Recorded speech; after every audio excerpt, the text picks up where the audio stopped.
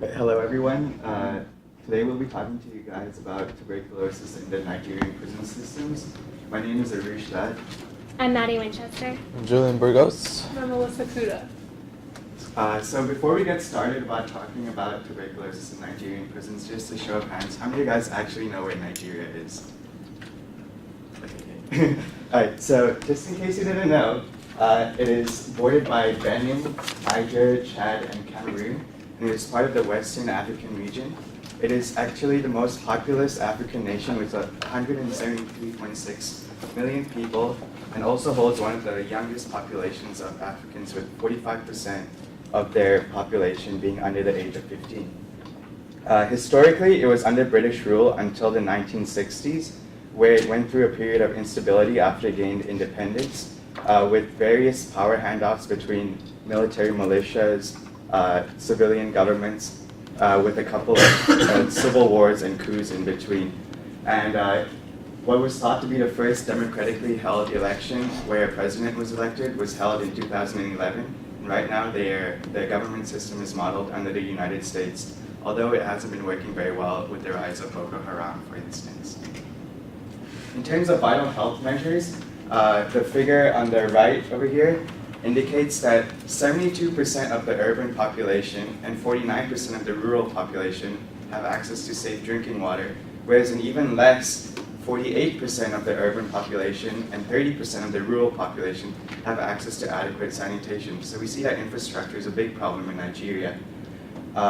In terms of other vital health measures, there are 5.41 children per woman, but 93.93 deaths per 1,000 live births, so that's relatively high.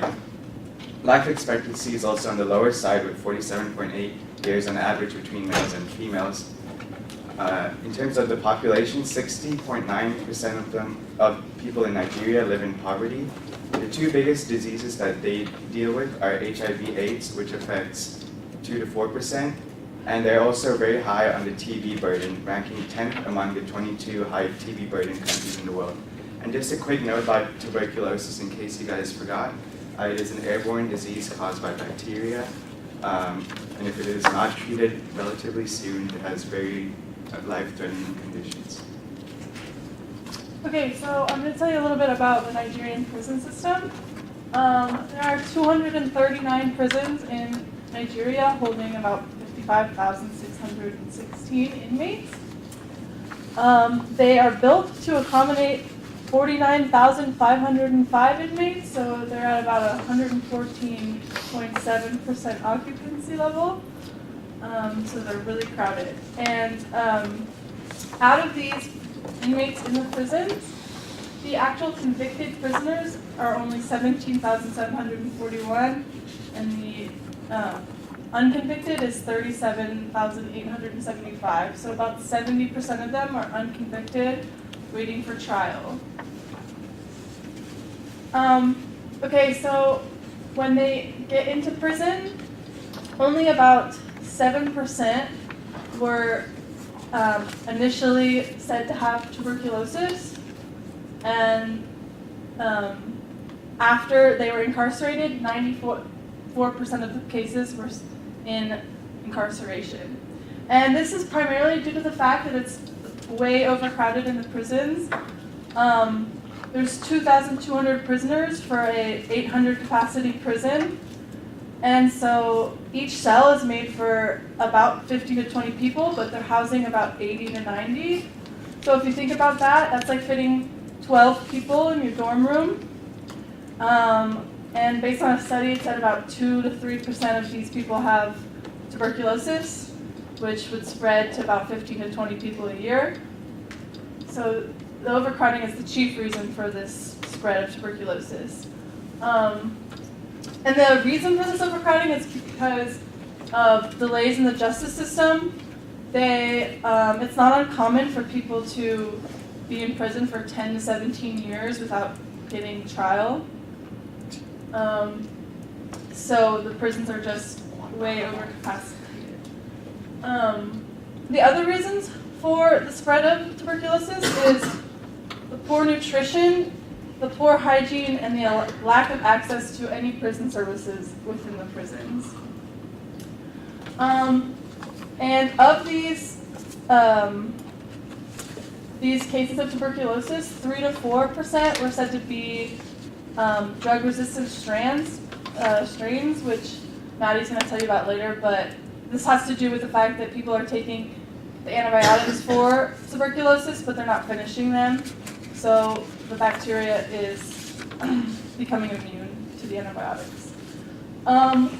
As for the cost of treatment, it's said to be, in American dollars, about $49 for the pre-diagnostic cost to see if you actually have tuberculosis.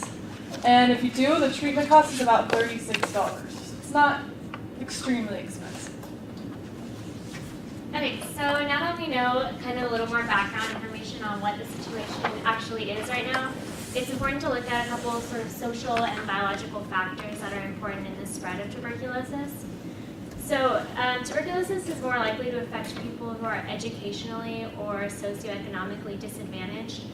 And because prisons typically have really high percentages of these populations, they already have this inherent social risk for contracting tuberculosis.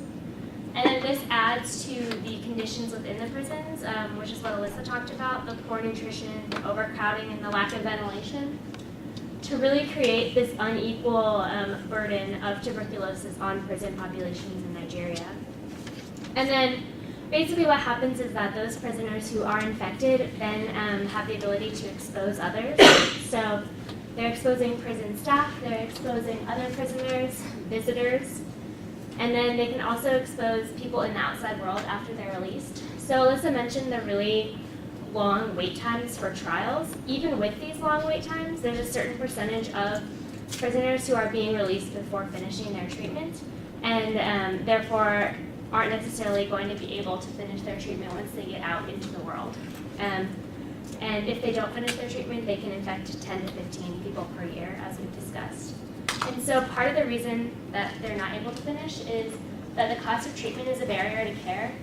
Alyssa mentioned that it's not super expensive in our terms, but one study did find that the cost to treat tuberculosis is equivalent to somewhere between 9 and 34% of the average national income in Nigeria.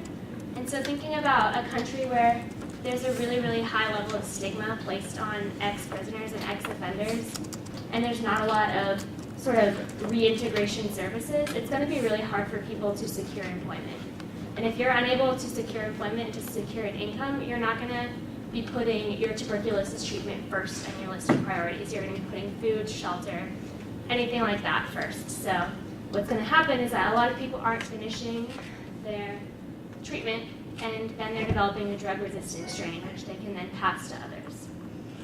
And so the last thing that's important to think about within this is that tuberculosis and HIV interact as a syndemic, which means that they accelerate the pathogenicity of one another and they make one another more destructive. And this is important because Nigeria has a pretty high, as Arush mentioned, a pretty high prevalence rate of HIV.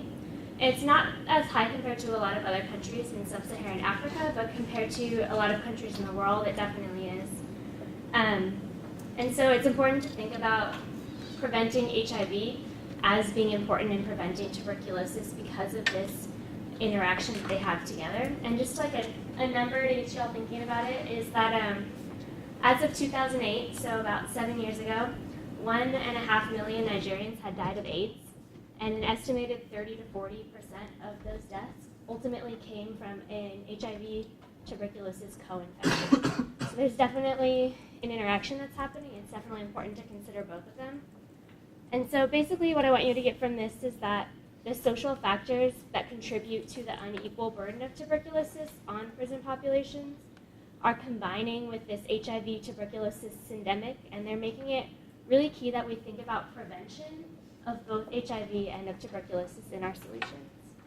So what we wanted to do is, before we give you our solution and before we talk about what's already being done, is we wanted to take like 1 or 2 ideas from y'all based on what you know so far about like what would you do to make the solution for this problem. Any ideas?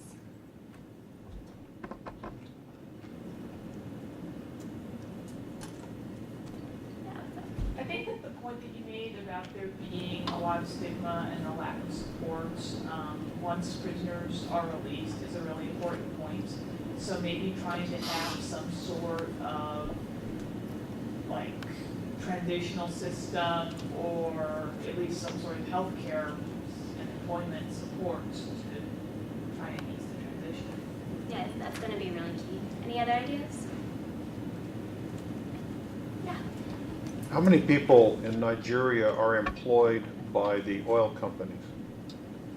That's a really good question. Do any of y'all know the answer? Quote, That's something we'll have to look at. the oil companies have money, True. so they could be part of a solution. Cool. All right, well, I'm going to talk about what they are actually doing right now.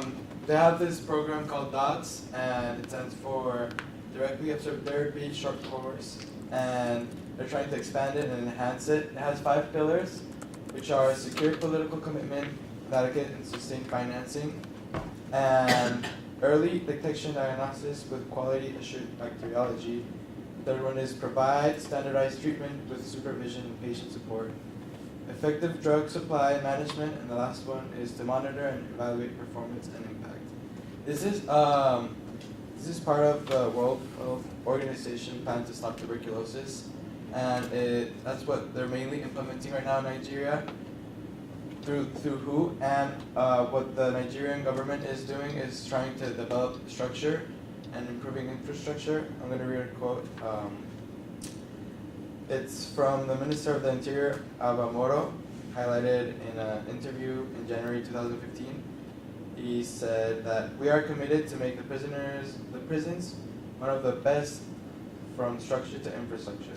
The ministry inherited a prison system that was nearly comatose, and it has taken steps to rehabilitate prisons. So they're trying to just improve their structure and infrastructure already. Some of the achievements that they have done through these strategies is that they have adopted DOTS in 102 additional local government areas in 17 states, bringing a total number of health clinics to 701. And they also provide they have provided 50 motorcycles to states to strengthen supervision and tracking for people who don't continue their treatment. And they have also they're putting more. They have 102 labs for in local government areas, and they have identified 6 zonal drugstores, deployed 2 pharmacists, and registrants throughout the states. And onto that, the World Health Organization acknowledged that the main human resource issue affecting tuberculosis control is the insufficient quality and quantity and distribution of health workers. So our solution was 2 minutes. Our solution was that we would train locals or prisoners to become part of the DOTS program. And here, Unicor is the federal prison industry in the U.S., and the minimum wage is 22 cents. It's a max of $1.15. So that's what they would get if you work with the prison. And the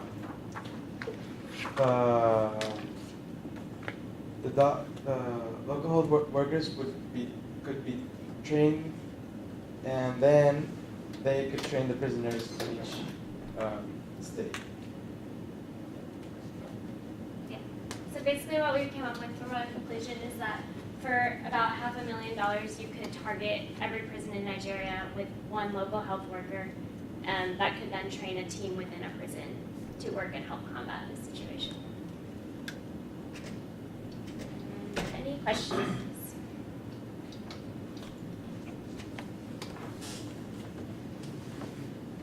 Questions. Are there any questions?